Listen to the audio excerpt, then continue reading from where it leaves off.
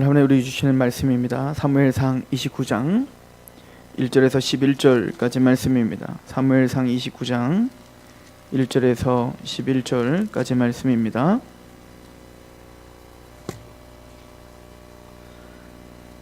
제가 봉독해 드릴 때 하나님의 음성으로 들으시길 바랍니다. 사무엘상 29장 1절부터 11절.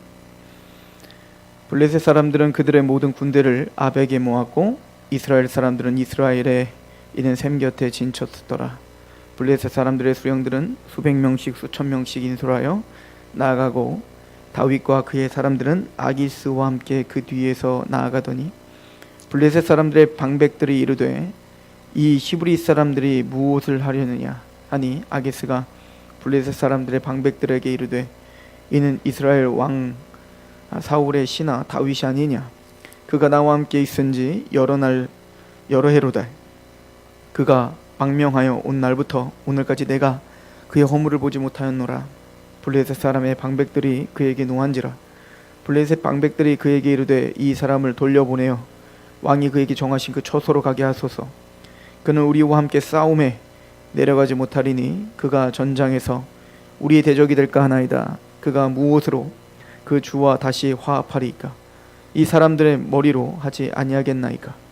그들이 춤추며 노래하여 이르되 사울이 죽인 자는 천천히요 다윗은 만만히로다 하던 그 다윗이 아니니까 하니 아기스가 다윗을 불러 그에게 이르되 여호와께서 살아계심을 두고 맹세하노니 내가 정직하여 내게 온 날부터 오늘날까지 내게 악이 있음을 보지 못하였으니 나와 함께 진중에 출입하는 것이 내 생각에는 좋으나 수령들이 너를 좋아하지 아니하니 그러므로 이제 너는 평안히 돌아가서 블레셋 사람들의 수령들에게 거슬러 보이게 하지 말라 하니라.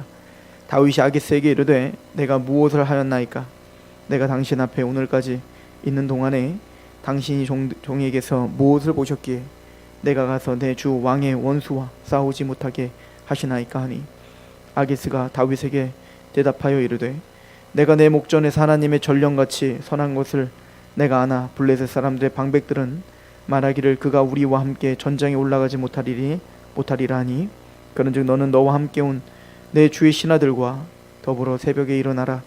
너희는 새벽에 일어나서 발거든 곧 떠나라 하니라. 이에 다윗이 자기 사람들과 더불어 아침에 일찍 일어나서 떠나 블레셋 사람들의 땅으로 돌아가고 블레셋 사람들은 이스라엘로 올라가니라. 아멘.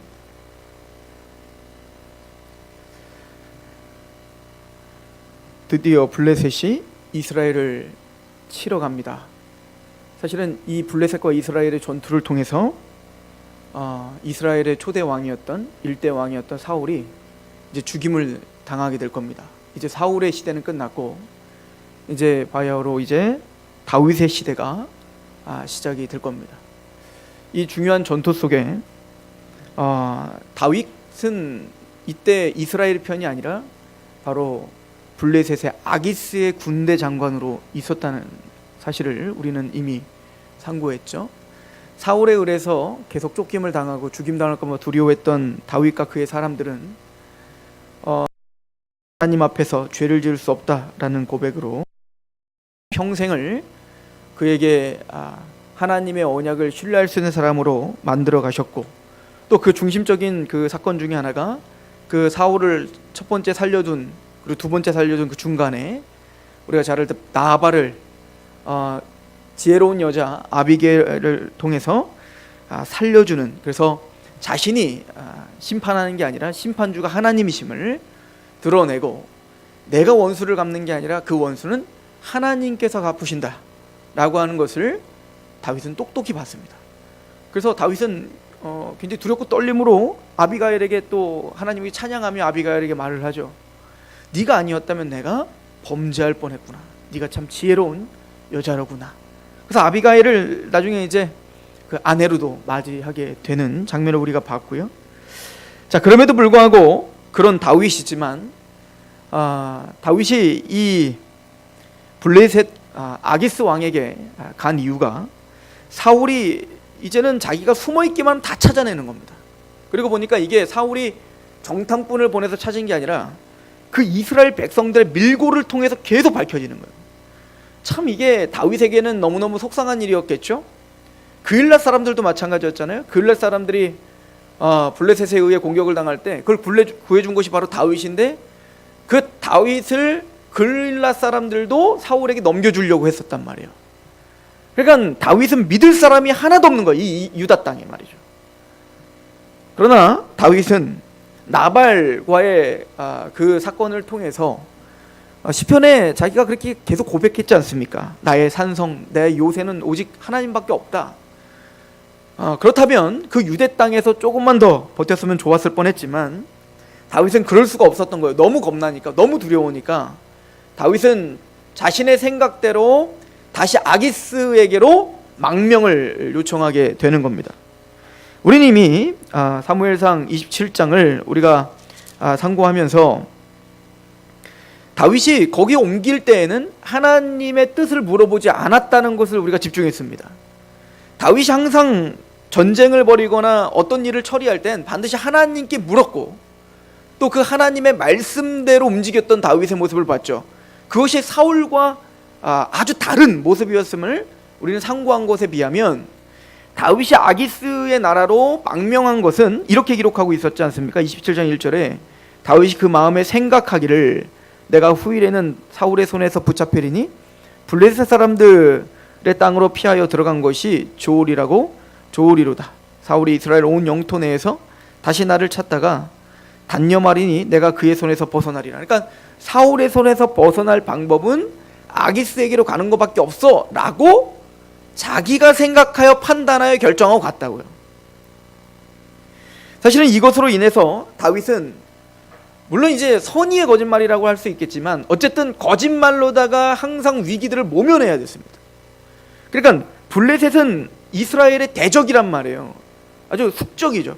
그런데 그 이스라엘을 괴롭히고 있는 블레셋이 항상 사실은 유대 땅을 항상 호시탐탐 넘보고 있었단 말이에요. 그러니까 당연히 아기스의 한 이제 장군으로서 들어갔으니까, 용병이죠, 용병으로 들어갔으니까 뭔가 업적을 계속 뭔가를 갖다 줘야 아기스도 얘가 진짜 내 편이구나 라는 생각을 할 거 아닙니까? 그러니까 전쟁을 계속 벌이는데 그때 전쟁을 했던 나라들은 아말렉과 같은 나라들이에요. 그러니까 다윗은 아말렉에 가서 막 쳐들어가서 막 다 싹 죽여버리고 전리품들을 가지고 옵니다. 그리고는 그 이제 아기스가 물어보자, 너는 오늘 어디 가서 전쟁을 했니? 라고 물어봅니다. 그랬더니 이 여라무엘 또 사람들의 네겝과 겐 사람의 네겝과 유다의 네겝과, 그러니까 내가 유다 땅을 침범했습니다, 내가 유다 땅을 쳤습니다 라고 거짓말을 할 수밖에 없었다. 이것이 죄입니까 아닙니까? 어쨌든 이런 상황을 만든 건 누군 거예요? 다윗인 겁니다. 그죠? 그렇게 다윗은 아기스에게 끊임없이 잘 보이지 않으면 사실 아기스에 의해서도 당장 죽임을 당할 수도 있는 상황인 거죠.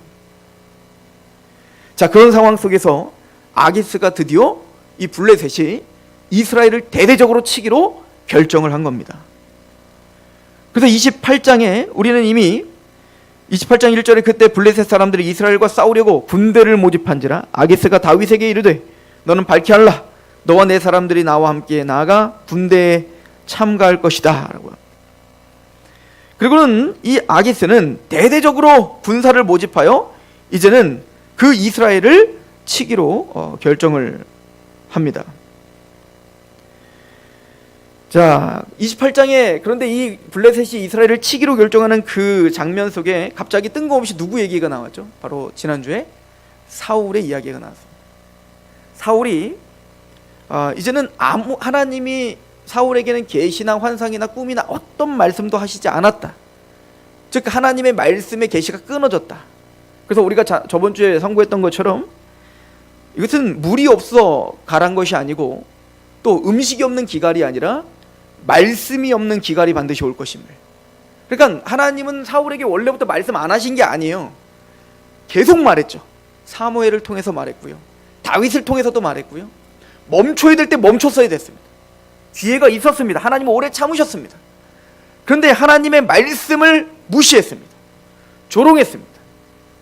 지금 순간은 듣는 것 같다가도 또 자신의 상황으로 돌아와 자신의 감정의 그 말씀을 매몰시켜버렸어요.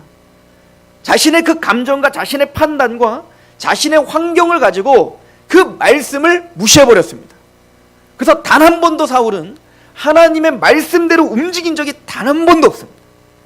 이게 사울의 바로 죄됨인 거예요. 그러니까 하나님의 사람이 아니었던 겁니다. 사울이 근데 하나님의 말씀을 찾는 때가 어디죠? 사무엘도 죽고 아무런 계시가 들리지 않으니까. 게다가 블레셋이 드디어 대대적인 군사를 대동하여 자신들을 이제 전멸시키러 오는 걸 보면서 두려운 거예요. 그때서야 하나님의 음성을 찾는 거예요. 근데 하나님의 말씀은 아무리 찾아도 들리질 않습니다. 그러니까 이 사울은 어디까지 나락으로 떨어지죠? 이제 신접한 여인을 찾아가, 무당을 찾아가 하나님의 음성을 들으려고 하는 겁니다. 이 이야기와 또 29장에 갑자기 이제는 블레셋과의 전투와 이제 30장에 가면 다윗이 아말렉을 쳐부수는 장면이 나옵니다. 오늘 거기까지 우리가 본문을 삼을 건데요. 그리고 우리가 말한 대로 이제 마지막 장인 31장에 사울이 죽임을 당합니다. 자, 지금 다윗 이야기와 사울 이야기가 계속 번갈아 가면서 지금 나오고 있죠. 그죠?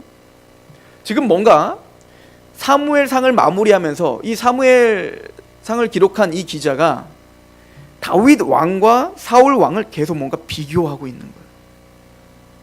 뭘 비교하고 있을까요? 이게 오늘 설교의 핵심입니다.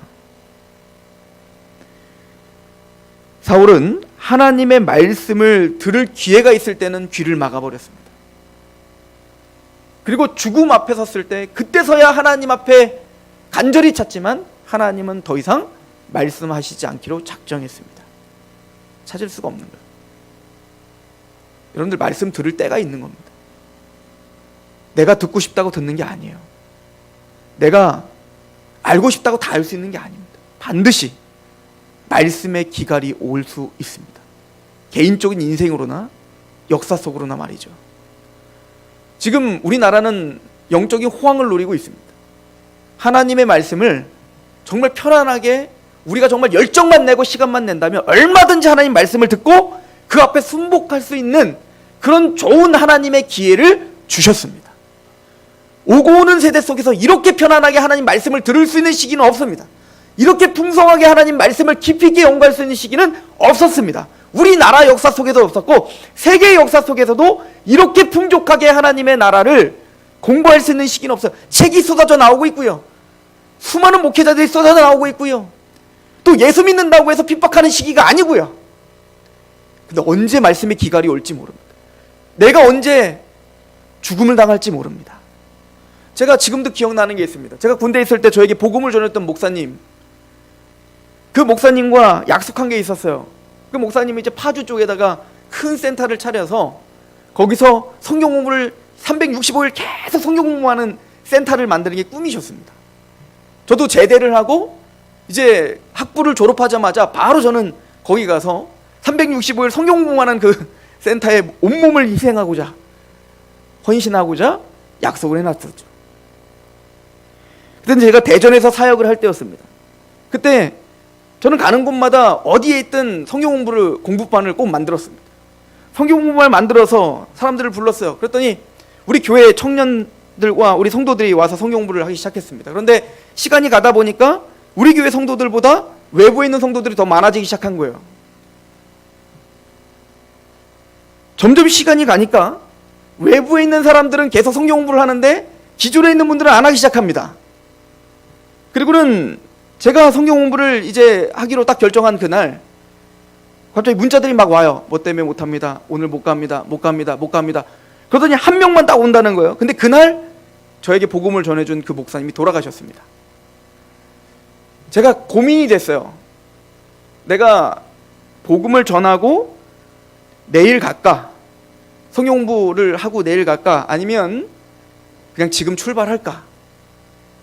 근데 제 안에는 그런 마음이 생겼어요. 제가 그 목사님의 이름만 알죠. 나이가 어떻게 되시는지, 생일이 뭔지, 뭘 좋아하시는지, 또 그러니까 전혀 아무것도 모르더라고요. 그렇게 오랫동안 그분을 알았는데, 왜냐면 그분을 만나면 그냥 성경 공부만 했지 개인적인 이야기를 한 적이 한 번도 없던 거예요. 그렇게 관심이 없었던 거죠. 그냥 그런 분이었기 때문에 이분이 만약에 나에게 지금 말을 할 수 있다면 종성아, 그냥 넌 말씀을 전하고 와. 이미 나는 하나님 나라에 갔지 않냐. 그러니까 너는 말씀을 전하고 와. 그냥 그러실 것 같은 느낌이 드는 거예요. 그러니까 그날은 더 비장했겠죠. 말씀을 더 세게 전해야겠다 이런 생각이 들었지 않겠습니까? 근데 그날따라 아무도 안 왔어요. 교회 갔더니 아무도 안 왔어. 그때 제가 참 많은 생각을 했습니다. 어떠한 분은 그분이 해군 대령 출신으로 편하게 살 수 있는 분이었거든요. 근데 자신의 재산을 다 털어서 신학을 하고 또 자신의 재산을 또 다 털어서 군인들 먹여가면서 사람들 다 복음 전하고 그렇게 사셨어요. 노년을 그냥 그렇게 사셨어요. 어떤 분은 그분은 또 노년이었지만 그분은 어쨌든 성경 공부를 배우려고 젊은 사람들 앞에서도 노제자로서 그렇게 찾아다니면서 성경 공부를 배우고 또 군대에 와서 사람들을 앉혀놓고 성경 공부를 가르쳐주고, 근데 그분이 선한 거예요. 그분의 삶이 선한 겁니다. 그리고 이런 생각이 들었습니다. 어떤 사람들은 지금 더 말씀을 배우고 싶은데 이제는 시간이 끝났구나. 이제는 어쨌든 한 사람에게도 복음을 전하고 싶어하는 이 사람은 있는데 이 사람은 이제는 그렇게 하고 싶어도 하지 못하는 분이 있는데, 어떤 분들은 아무리 복음을 전해준다는 사람이 있고 성경을 가르쳐준다는 사람이 있고 그래도 전혀 거기에 움직이질 않는구나. 이게 참 저한테는 슬펐습니다. 저는 그때 깨달은 게 있어요. 뭐냐면 내가 할 수 있을 때 빨리 하자. 내가 가르쳐줄 수 있을 때 최선을 다해서 가르치고 또 내가 배울 수 있을 때 빨리 배우자. 그렇죠? 이거요. 우리는 우리 인생을 우리 마음대로 할 수 있는 사람들이 아닙니다. 언제 말씀의 기갈이 올지, 언제 하나님이 우리의 생명을 걷어가실지 우리 아무도 모르는 사람들이요. 사울은 하나님이 은혜를 주시고 또 인내하고 기다리실 때 그때 돌이켰어야 됐습니다. 그러나 하나님은 이제 말씀하시지 않기로 했습니다. 이게 사울의 저주예요. 이게 사울의 가장 불쌍한 이유인 것이에요. 이런 사울의 나락에 떨어진 이야기를 끝으로 다윗의 이야기로 넘어옵니다. 다윗은 자신의 생각과 자신의 아집대로 이 아기스 밑으로 갔습니다. 그런데 지금 상황은 다윗이 굉장히 난처한 상황이 됐습니다. 아기스가 갑자기 블레셋이 이스라엘을 치자라고 하는 겁니다. 이스라엘을 치러 갑니다. 만약에 내가 이스라엘을 치지 않겠습니다 라고 한다면 아마 아기스에게 미움을 살 겁니다. 이움을 사는 게 아니라 아예 숙청당할 겁니다. 그렇다고 해서 다윗이 정말 아기스 편이 돼서 있는 힘껏 이스라엘을 치면 다윗은 씻을 수 없는 죄를 범하는 것입니다. 이미 사무엘을 통해서 이스라엘의 왕이라는 기름 부음을 받았다고요. 아직 행정적인 정치적인 왕의 행사를 하고 있지는 않지만 분명히 영적으로는 이미 하나님이 정해놓은 왕입니다. 그런데 그런 왕이 자신의 민족을, 하나님의 민족을, 그것도 이스라엘을 대적하고 하나님을 대적하고 있는 블레셋과 함께 이스라엘을 치고 살려고 한다면 그들이 다윗을 왕으로 인정할 수 있겠습니까? 훗날? 절대 인정할 수 없습니다. 하나님이 그를 가만히 두시겠습니까? 또한 이 전투를 통해서 사울이 죽었어요. 만약에 다윗이 거기에 참여했는데 사울이 죽어버렸다면 다윗이 사울을 죽인 게 되는 거예요. 지금까지 아무리 사울을 죽이지 않으려고 무슨 몸부림을 치더라도 거기에 참여하는 것만으로 이제 다 물거품이 돼버리는 겁니다. 대단히 중요한 사건이에요. 다윗은 아마 난처해도 이런 난처함이 없었을 겁니다. 그럼 겉으로는, 오늘 말씀해 보면 겉으로는 계속 뭐라고요? 내가 같이 싸우겠습니다 라고 말합니다. 근데 그렇게 말하는 게 진심이었을까요? 저는 다윗은 그렇지 않다고 생각합니다. 왜냐하면 다윗이 유다를 친 것처럼 속이고 있지만 아말렉을 친 것도, 이스라엘의 대대적인 어떤 역사 속에서 대적이었던 자들을 치는 걸 보면 다윗은 끊임없는 이스라엘 향한 사랑이 있었다고요. 그러니까 다윗은 굉장히 지금 불안하고 난처하고 어떻게 해야 될지 모르는 상황이고, 이것이 인간이 선택하는 결론이에요. 지금 당장은 해결되는 것 같아요. 지금 당장 속여서 되는 것 같습니다. 지금 당장은 내가 내 방법과 나의 어떤 것을 가지고 행했을 때 그게 이루어지는 것 같아요. 잘 풀리는 것 같아요. 지금 다윗은 자신의 선택으로 환난을 모면했죠. 왜? 사울에 의해서 죽임당할 것에서는 거두어졌으니까. 그래서 더 큰 문제가 해결이 안 되는 거예요. 하나님 앞에 죄를 지을 수 있는 가능성에 지금 노출된 겁니다. 환난은 피했지만, 고난은 피했지만 죄 앞에 넘어질 수밖에 없는 상황이 된 겁니다. 다윗은 참 많은 생각을 했을 것 같습니다. 후회했지 않을까요? 내가 차라리 다른 곳에 도망갈 걸, 아니면 조금만 더 버틸 걸. 하나님이 나를 도와주시고 계시는 걸 끊임없이 보여줬는데 내가 왜 또 하나님의 말씀 앞에 순종하지 못하고 내 마음대로 내 생각대로 이렇게 움직였는가? 이런 생각들을 하지 않았겠습니까? 그런 다윗을 도와주는 건 또 하나님이십니다. 하나님인 거예요. 다윗이 죄를 짓지 않도록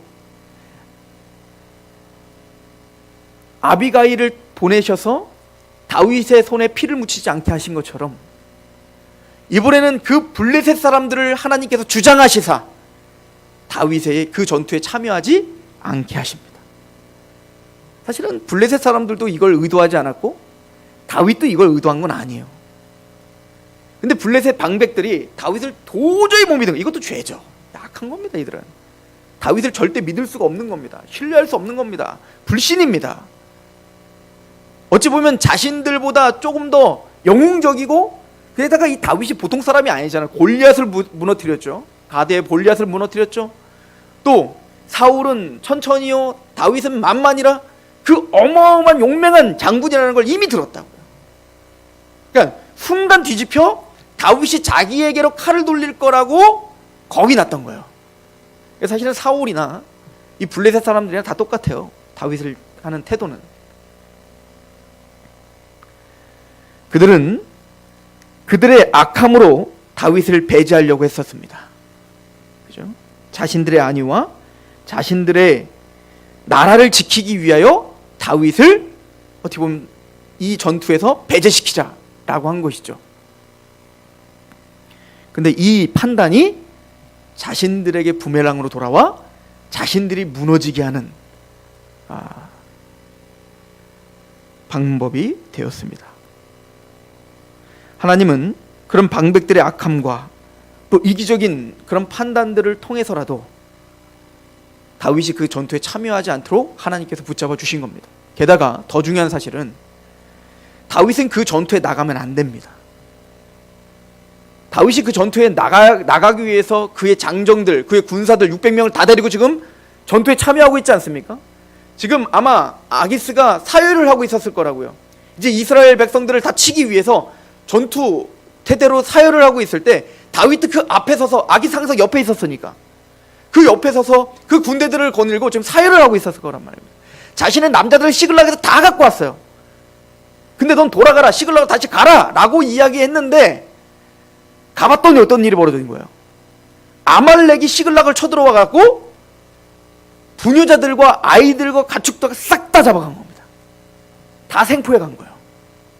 만약에 다윗이 그 전투에 참여했으면 어떻게 됐을까요? 그냥 그대로 끝난 겁니다. 사랑하는 가족들 다 잃어버리는 겁니다.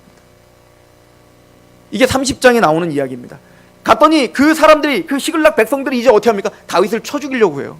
저 다윗 때문에 우리가 이 지형이 됐다 그러면서 막 쳐 죽이려고 하죠. 그때 다윗이 하나님께 물어봅니다. 그땐 다시 물어보는 장면이 나옵니다. 아마 이 아기스 왕에게로 올 때 하나님에게 물어보지 않고 자신의 생각대로 돌아왔기 때문에 어떠한 결과들이 초래했는지를 이제 분명히 봤기 때문에, 어찌 보면 하나님의 말씀 앞에 순복함으로 너는 유대 땅으로 가라. 그래서 유대에 가서 사울의 죽음 앞에 섰지만 그 죽음 앞에서 100% 죽는 건데 그 가운데서 사울을 내가 죽일 수 있는 상황으로 역전시키는 하나님을 봤어요. 그걸 봤음에도 불구하고 자신의 생각대로 지금 여기 와서 어떤 결과가 주어졌는지 지금 봤지 않습니까? 그렇구나. 내가 생각할 땐 이게 안전하다고 생각하는 것이 안전한 것이 아니구나. 하나님이 하라 할 때 그 하는 것이 내가 생각하기에는 내가 죽는 길인 것처럼 보이지만 그것이 내가 살 길이구나. 이것을 다윗은 분명히 알게 됐을 것입니다. 그리고는 다윗은 물어봅니다. 감정대로 판단하지 않습니다. 자신의 생각대로 판단하지 않습니다. 사실은 자신의 생각과 감정된다면 물어보지도 않고 그냥 막 달려가서 아말렉에게 가야죠. 근데 다윗은 거기서 하나님께 물어봅니다. 하나님이 내 손에 붙였다.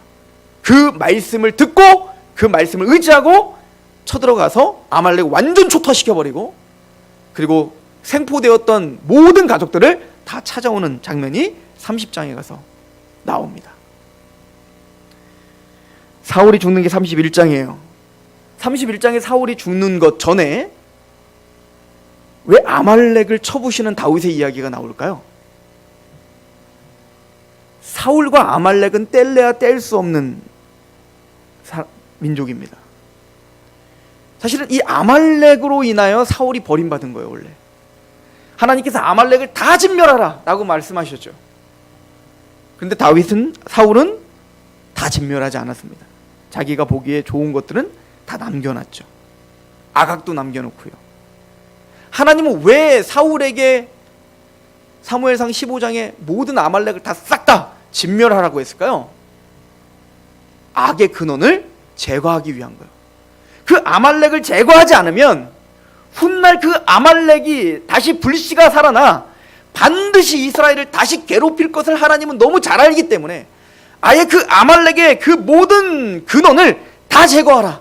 이게 원래 하나님이 사울에게 준 명령이었습니다.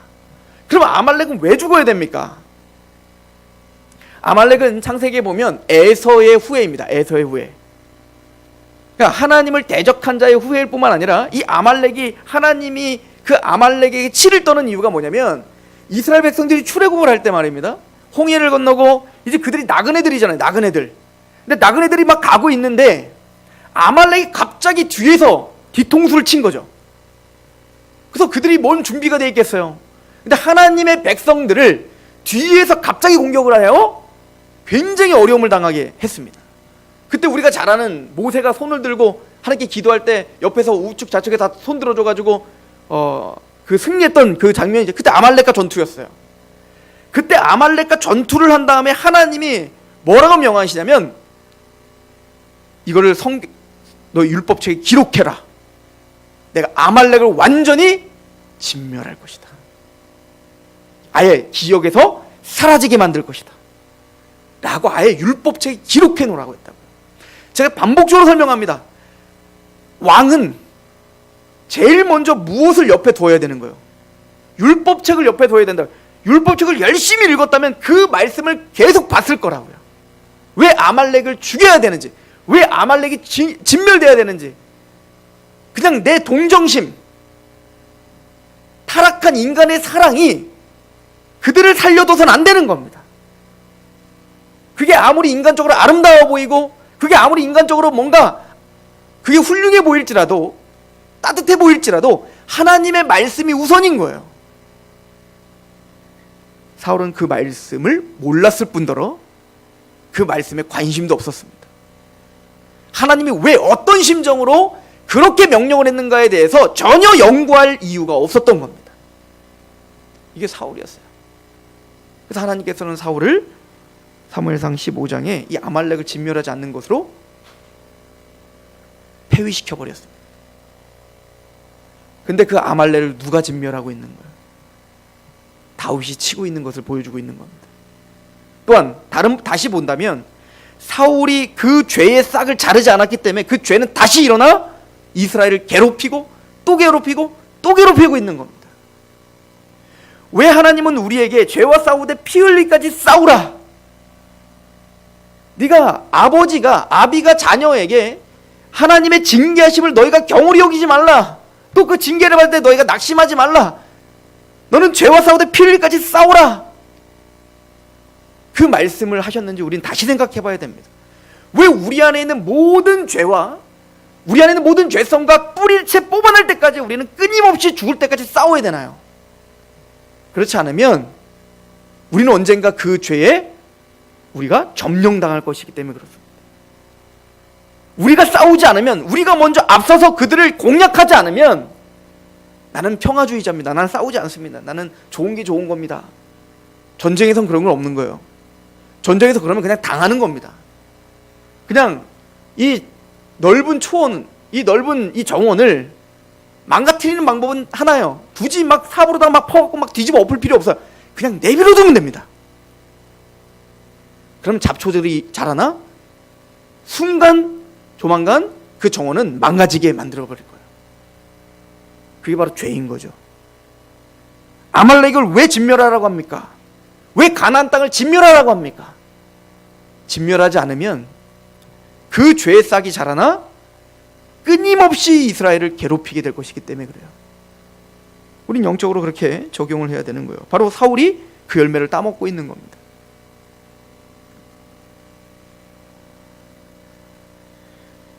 그러나 하나님은 다윗을 통해서 그 아말렉을 치고 진멸하게 하는 왕으로 세우신 거예요. 저는 이 말씀을 보면서 이런 생각을 했습니다. 하나님은 지혜로우시다. 다윗은 전혀 몰랐죠, 이런 것들을. 다윗은 사실은 자신의 생각대로, 자신의 판단대로와 사실은 미스한 거예요. 그래서 지금 이 아기스에게 와서 지금 굉장히 난처한 상황이 되고 어찌해야 될지를 모르는 상황이 왔습니다. 그런데 우리는 그 가운데 이 다윗의 상황이 우리와 같다는 것을 저는 느끼게 됐습니다. 우리는 다릅니까? 사실은 다윗뿐만 아니라 누가 감히 하나님께 완벽하게 하나님께 다 물어서 하나님 말씀에 100% 순종하며 삽니까? 성경엔 그런 사람 딱 한 사람밖에 없어요. 예수님밖에 없습니다. 그는 우리와 똑같이 시험은 당하신 이로되 죄는 없다. 이 얘기는 예수님만큼은 100% 하나님의 말씀대로 묻고 순종하시고 마침내는 죽기까지 복종하신 분, 다 이루었다 하신 분은 예수님밖에 없어요. 그 나머지는 다 똑같아요. 아브라함은 달라요? 아브라함은 더하죠. 야곱은 더하고요. 우리는 더하고요. 근데 저는 다윗이 이해되잖아요, 우리, 그죠?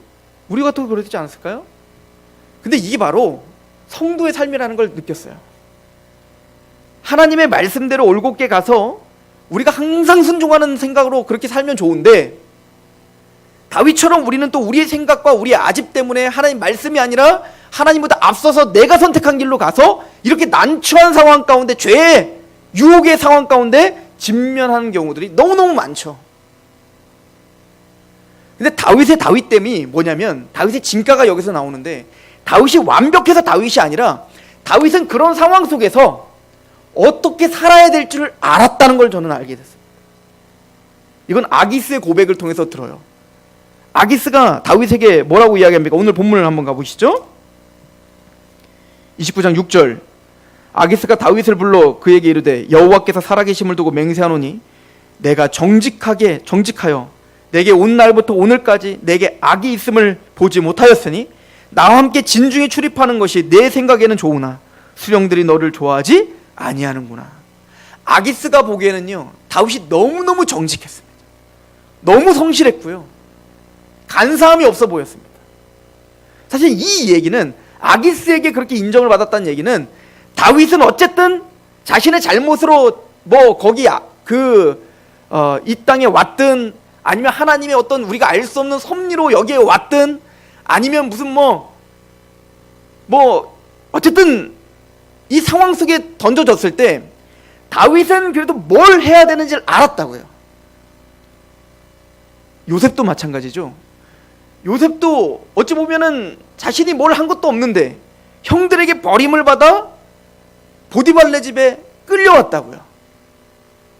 어찌 보면 그냥 원망하며 살 수 있어요. 그냥 똑같이 노예처럼 살 수 있어요. 그런데 노예로 살았지만 요셉은 하나님의 사람이라는 걸 알고 있었습니다. 단순히 그 보디발이 두려워서 살았던 게 아니라, 그 아내가 그 요셉을 유혹했을 때 뭐라고 하죠? 내 주인이 나에게 모든 걸 맡겼으나 나에게 맡기지 않은 건 딱 하나밖에 없습니다. 바로 당신을 건드리지 말라고 했습니다. 그리고 요셉은 하나님 앞에서 도망갔다라고 말합니다. 다윗은 보디발이 두려워서 그렇게 한 게 아니에요. 하나님이 두려워서 도망간 겁니다. 또 그렇게 감옥에 간 요셉은 어떻게 하죠? 하나님이 두려워 하나님 앞에서, 간수장이 잘 보려고 그렇게 산 게 아니에요. 하나님 앞에서 자기가 할 수 있는 최선을 다합니다. 근데 보디발에서 어때요? 자기 모든 재반을 노예에게 다 맡겨버려요. 또 그 감옥에 가서도 어떻게 해요? 감옥의 간수장이 요셉에게 모든 걸 다 맡겨버려요. 사실은 현실적으로는 있을 수 없는 일이죠. 그러나 하나 중요한 사실은 요셉은 정말 최선을 다해서 정직하게 살았다는 거예요. 이게 예배예요. 예배는 단순히 우리가 직장에 갈 때 성경책을 옆에 끼고 다니는 게 예배가 아니라 현실 속에서 뿌리박은 영성이에요. 얼마 전에 돌아가신 유진 피터슨이 한 말입니다. 영성은 어떤 기도를 많이 하고 뭘 보고 이런 게 영성이 아니라 우리의 현실 속에서 드러나는 겁니다. 하나님 앞에 살아가는 코람데오의 정신, 이게 바로 영성인 거죠. 다윗은 그렇게 살았던 겁니다. 실수했어요. 그걸 우리가 어떻게 나무랄 수 있어요? 우리도 맨날 실수한데, 걔는 한 번 실수하면 우리는 10번, 100번을 실수하잖아요. 그런데 적어도 다윗은 실수했지만 그 가운데서 어찌해야 될지 모르지만 어쨌든 내가 할 수 있는 최선의 것을 하며 살았습니다. 하나님 앞에서. 이게 다윗이었습니다. 그래서 그것 때문에 다윗이 성공한 겁니까? 아니에요. 자신의 열심과 열정을 다해서 했을 때 그것이 어떠한 열매를 가졌는지 우린 분명히 봤습니다.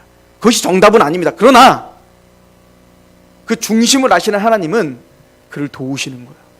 우리가 어떤 방법으로 도우실지 몰라요. 다윗이 어떻게 알았겠습니까? 시글락이 지금 아말렉에 의해서 쳐들어왔다는 걸 우리 어떻게 알았겠냐고요. 지금처럼 무슨 핸드폰이 있는 게 아니란 말이에요. 그냥 당하고 마는 겁니다. 돌아가봤더니 이 지경인 거예요. 하나님은 다윗의 발걸음을 돌리신 거예요. 그래서 그 방백들을 이용하신 겁니다. 그리고 그 아기스의 마음을 다시 다윗을 돌려보내도록 한 거예요. 그 모든 우리가 알 수 없는 그 하나님의 움직임, 그 하나님의 역사가 지금 다윗을 죄를 짓지 않도록, 이스라엘을 공격하는 죄를 짓지 않도록 보호하셨고, 또 그 다윗을 자기의 백성, 네가 해야 될 일은 이스라엘을 공격하는 게 아니라 너는 아말렉을 쳐 죽여야 된다. 네 백성들을 약탈하는, 그 백성들을 구원하는 일을 네가 해야 된다. 이것이 다윗에게 주신 사명이었어요.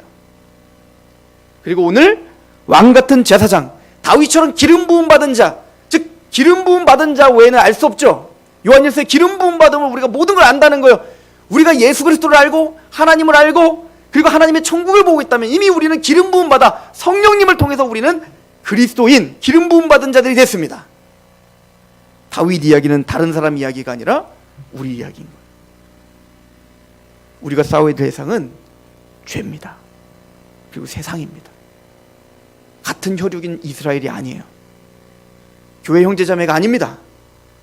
우리가 싸워야 될 대상은 분명히 있습니다. 우리의 사명은 분명히 있습니다.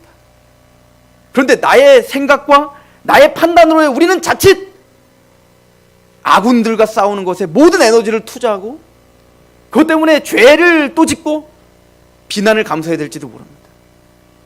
그래서 우리에게 필요한 건 하나님의 은혜예요.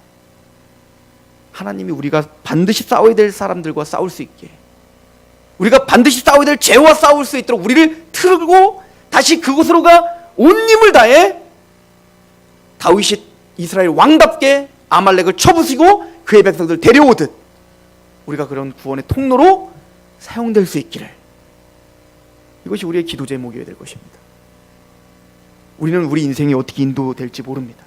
내일 우리가 어떤 판단을 하고 그 판단 때문에 나타난 열매가 무엇인지 모릅니다. 우리는 항상 두렵죠.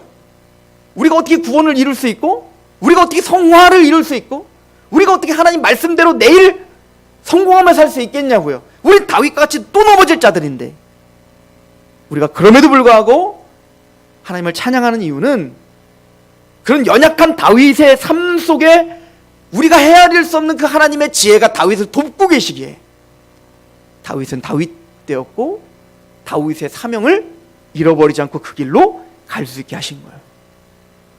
그게 사울과 다윗의 다름이죠.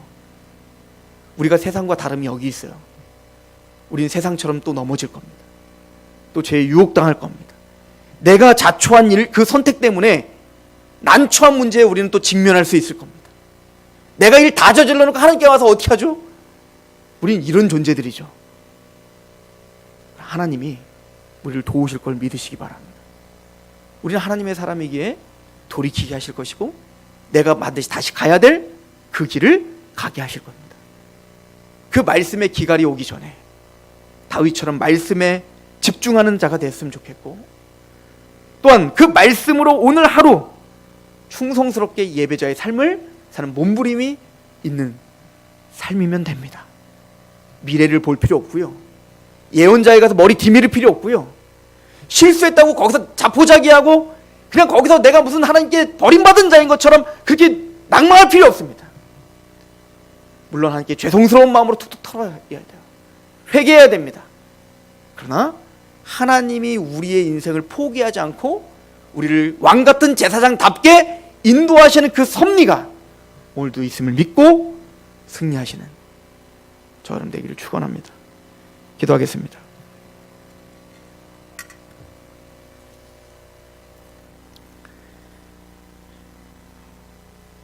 하나님의 말씀을 들을 수 있는 기회가 있었지만 사울의 완고함은 하나님을 무시했고 그 말씀을 무시했습니다. 하나님, 이 시대가 그렇습니다. 또한 내가 그렇습니다.